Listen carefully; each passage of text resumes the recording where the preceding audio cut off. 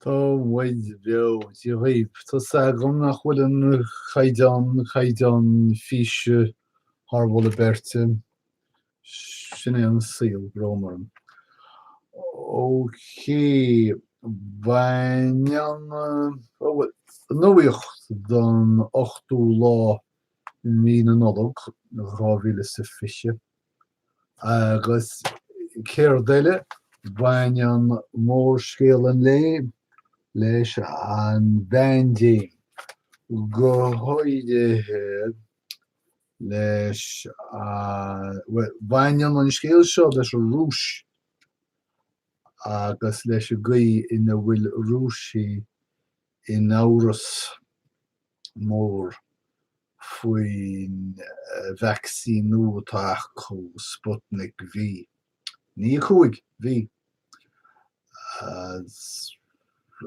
Tá easpa muoine sa pobl sa tír sin agus is bheith go daoine dá réir atá ag fáil a vaccín. Ach ba chunaic mar duine sa fictúr sin agus í á hinaclú. Hinaclú sin ceann nuad an in Moscow. An vírus an vaccín agus na stáitiantathe tá si techt amach anois gur dúilt na stáitiantathe an seans breis vaccín i cheannach ó Pfizer. Marialas dócha an rialtas a bheith ag fáilú a chuid gealta. Ní chuideach an éon mid anarb.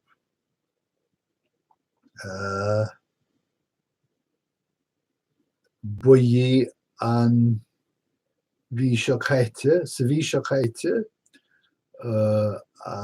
fuair amach cé cho rathúil agus a bhí an vaccín sna tástálacha agus dofrail an cólacht $100 milliún don rialtas ach dúilt an rialtas iad. Tá Joe Biden sig ránú gineráil atá ar scor mar rúnaí cosanta na státaíontaithe. Ba cheannasaí an fear seo Lloyd J. Óstán III go na híráite agus si an taon chunspóid faoi seo agus is chunspóid leanúnach í seo i dtaobh an fostatá i gceist ná gur ginearál é agus i dtír cosú leis na stáitiantathe ba iargin a tá sé ar scoranis. Ní cheart lucht an airm a chur i gceannas ar lucht an airm. Mar sa bhád siad thiocas as sin ná go mbeidh na ginearál i gceannas ar an airm ó chríomhachaí politiúla na tíre.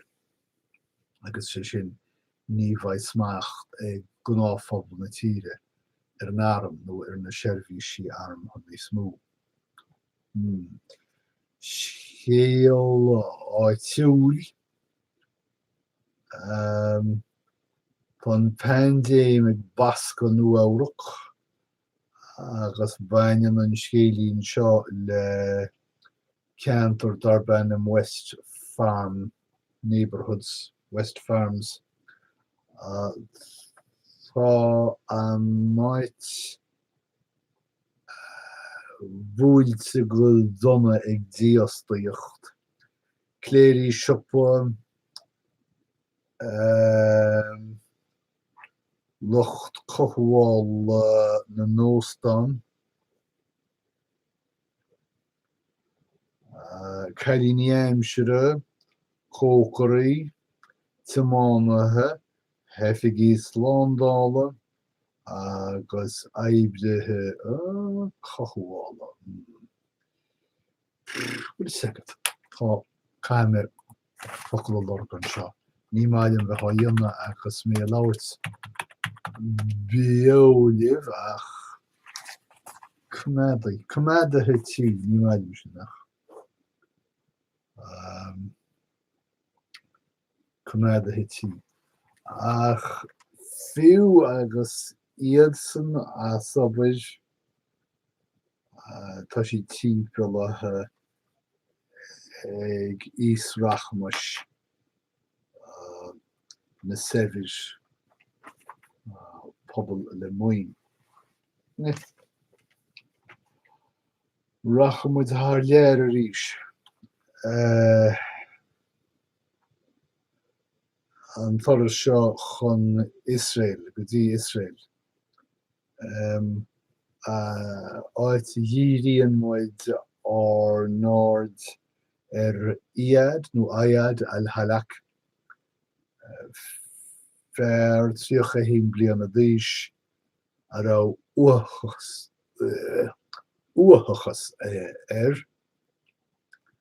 agus war Napólíní an Via Dolorosa, einem ma den lead Bocht seo.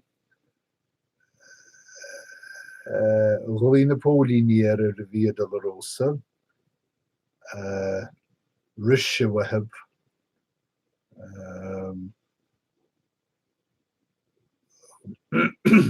Curwa Sáine, Gawnid, áit haring Pólína chuma gurhhair sé. Tá fiúnas Jerusalem agus I measc pobl Arabach na tíre sin gur rud leanúnach é go maraí an Pólíní Israel Arabaí gan bhuail Pinós. Agus tá siad I maíomh go gatha sin ahrú. Ceol na Héiliúna. Deir Bob Dylan, well, ní deir sé. Tá Bob Dylan ag díal a chatalóg órán aitheanta. Tá luach an chorpas seo tar éis fás go hespónam túil.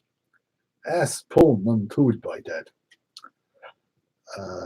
Agus, na cólacht ag léir gíre cheannach ach tá muid a caintas dócha na $1 milliún. Tá sé 7 bliana d'aois by the year.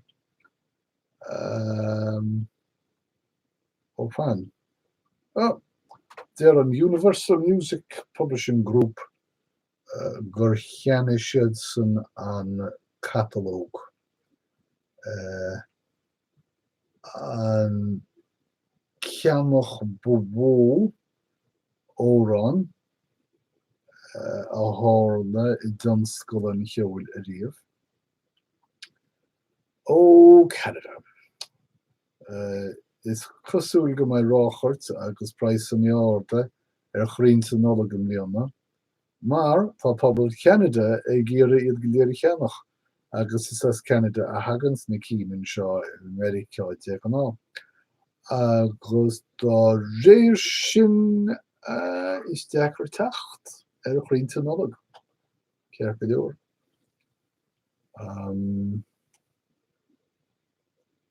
By dead. Tá bí caintear sceiteoirí ar mála. Tá conraí hóidí ag smogláil Mexicach armtha isteach san Stáit Unithe chun lá a chuí tógála ar a teorann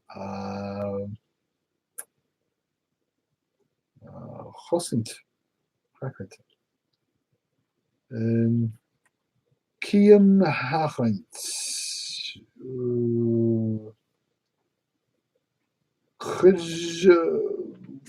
chur teapáin rucéad nó a cínt sús go dtí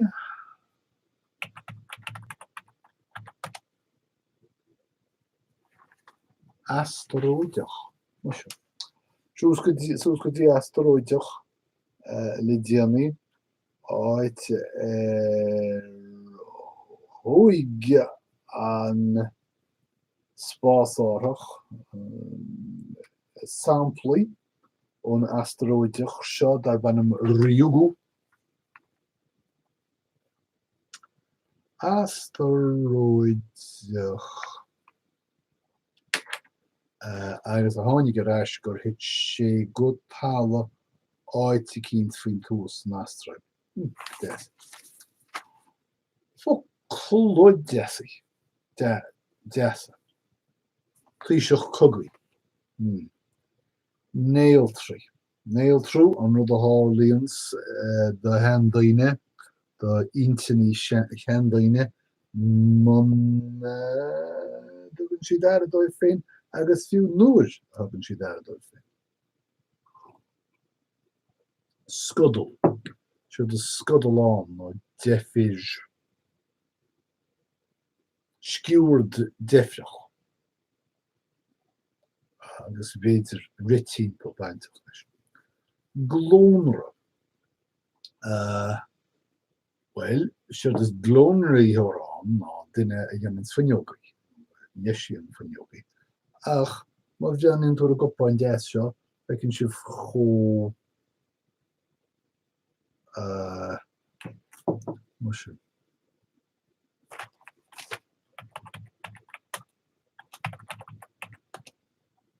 Muise sin.